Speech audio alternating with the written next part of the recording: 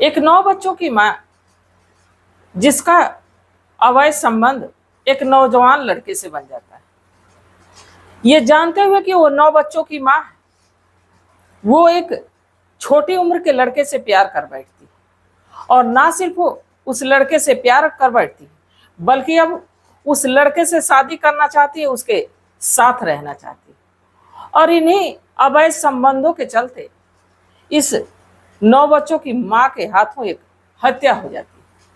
और जब हत्या होती, इसकी जानकारी जब लोगों तक पता चलती तो लोग भी बड़े हैरान से हो जाते हैं कि कोई ऐसा कैसे कर सकता है। तो आखिरकार ये 9 बच्चों की मां कौन थी और हत्या किसकी होती, इसको जानने के लिए हमारे साथ वीडियो में अंत तक बने रहिएगा।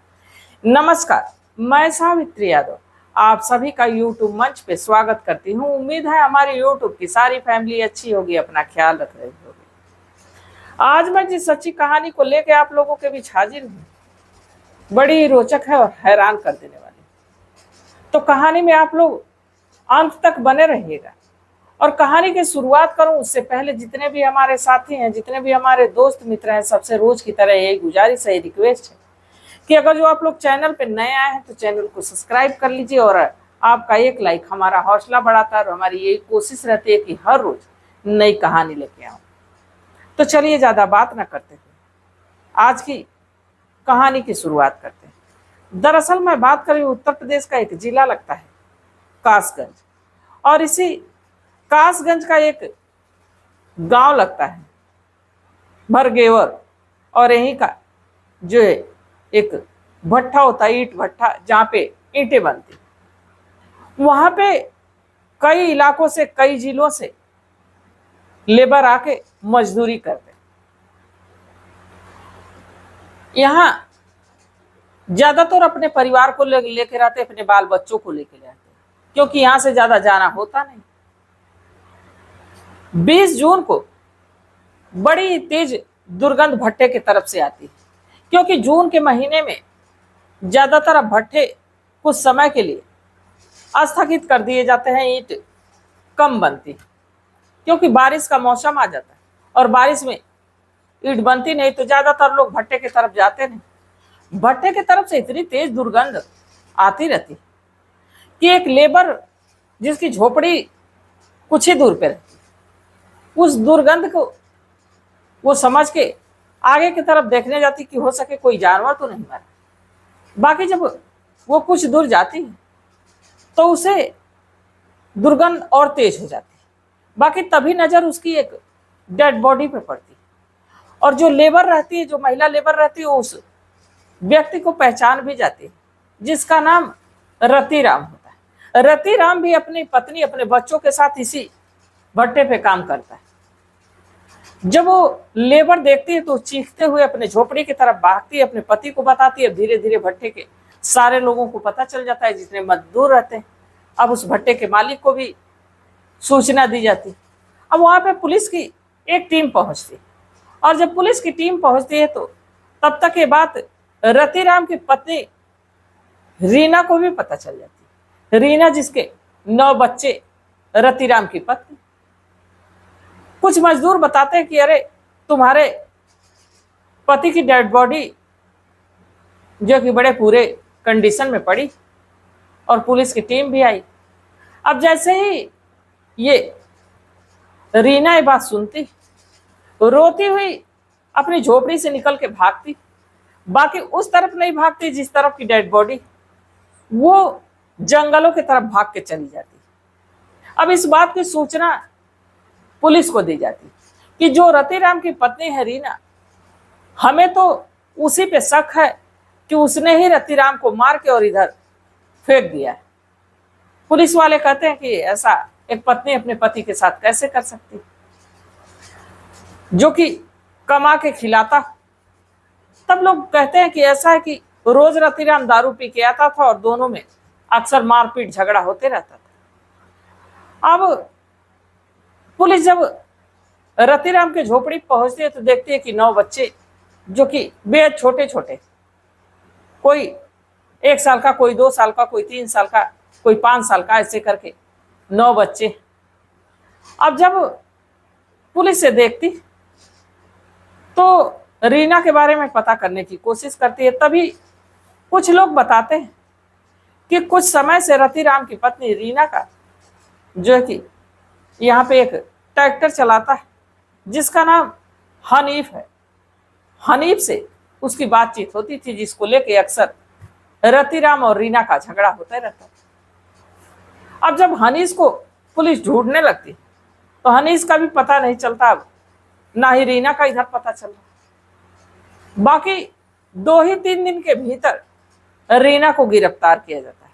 और जब रीना को गिरफ्तार करके थाने लाया जाता है, जब उससे पूछा जाता है कि उसने ऐसा क्यों किया, तो एक ऐसी कहानी सुनाती है जिसको सुनने के बाद आप भी ये फैसला करने पे मजबूर हो जाएंगे कि गलती किसकी। दरअसल लगभग 15 साल पहले रीना की शादी रतिराम से होती है। रतिराम जो कि फर्रुखाबाद का रहने वाला होता है और वो अपनी पत्नी को लेकर अक्सर बाहर ही रहता। इस रतिराम और रीना के 9 बच्चे रहते हैं, जिनमें कि 4 लड़कियां 5 लड़के। इनका सारा भरण पोषण की जिम्मेदारी रीना और रतिराम पे रहती। रतिराम तो ज्यादा कमाता धमाता नहीं, बाकी शाम को दारू पी के जरूर आ जाता, जिससे कि वो अपने परिवार से, अपनी पत्नी से मारपीट करता, झगड़ा करता, यहाँ तक कि बच्चों को भी मारता पीटता। वक्त गुजर रहा था। बाकी जो रीना थी वो पुलिस को बताती कि अब इन सारे चीजों से वो तंग हो गई थी। शायद रतिराम उसको बच्चा पैदा करने की एक मशीन समझ रखा था। हर 1-1.5 साल पे एक बच्चा हो जाता है, जिसको लेके रीना बड़ी परेशान रहती और उनको खिलाने पिलाने, उनको पालने पोसने की सारी जिम्मेदारी रीना पे आ जाती। क्योंकि अक्सर वो जगह बदल बदल के अक्सर दूसरे भट्टों पे ले जाता, जहाँ की रीना काम काज करती और काम काज कर जो पैसे मिलते उससे अपने परिवार का गुजर बसर करती। और जो ये रतिराम है वो कमाता तो बाकी वो पूरा दारू और जुए में उड़ा देता है। अब इससे रीना बड़ी परेशान हो जाती और जब वो कासगंज के भट्टे पे आती तो उसकी मुलाकात ट्रैक्टर चालक हनीफ से होती। और जब हनीफ से होती तो वो हनीफ से ना सिर्फ बातचीत करती, ना सिर्फ अपने दुख दर्द को बांटती, बल्कि अब हनीफ से रीना की नजदीकियां भी बढ़ जाती। और नजदीकियां कुछ इस कदर बढ़ती हैं कि दोनों में अब अवैध संबंध बन जाते हैं। दोनों की प्रेम लीला शुरू हो जाती है, जिसकी जानकारी उस भट्टे के लगभग सभी लेबरों को पता रहती है, सभी मजदूरों को पता रहती है। और इसी शक के चलते रीना और रतिराम में अक्सर झगड़ा भी होता है। बाकी रीना ये सोच रखी थी कि अब उसे रतिराम के साथ रहना नहीं। जब वो 18 तारीख को दारू पी के नशे में आता है, तो जो 18 जून को जब वो आता है तो अपनी पत्नी से वो हनीफ से झगड़ा करने लगता है। और जब हनीफ से झगड़ा करने लगता है और अपनी पत्नी से झगड़ा करने लगता है, तो रीना वही सोच लेती है कि आज तो इसे खत्म ही कर देना है। एक ईंट उठाते और उसी ईंट से अपने पति के सिर को कूच कूच के वही उसकी हत्या कर देती। हनीफ और रीना मिलके भट्टे की तरफ खींच के ले जाके झाड़ियों में उसे फेंक देते हैं। और यही अब सोचते हैं कि उधर तो इस समय कोई जा नहीं रहा, यही डेड बॉडी सड़ गल जाएगी, किसी को पता चलेगा नहीं, क्योंकि इधर बरसात के मौसम में कोई आएगा नहीं। अब जब रीना ये सारी कहानी सुनाती तो पुलिस वाले भी बड़े हैरान, फिर भी एक चार्जशीट बनाते हैं और अगले दिन रीना को जिला अदालत पेश करते हैं, जहां से उसको जेल भेज दिया जाता है। अब 9 बच्चों की जिम्मेदारी आखिर कौन उठाए? वो तो एक तरह से मानिए तो अनाथ पिता इस दुनिया को छोड़ के चला गया, माँ जेल के सलाखों के पीछे चली गई। अब उसी रीना के तहरीर पे हनीफ को भी गिरफ्तार किया जाता है और हनीफ भी इस समय जेल के सलाखों के पीछे कानून तय करेगा कि इनको कौन सी सजा मिलेगी। जहां आए दिन आप देख रहे हैं कि अक्सर पत्नियां पतियों पे भारी पड़ी हुई है, कहीं नीले ड्रम में तो कहीं सूटकेस में और कहीं टाइल्स के भीतर चुन दिया जा रहा है।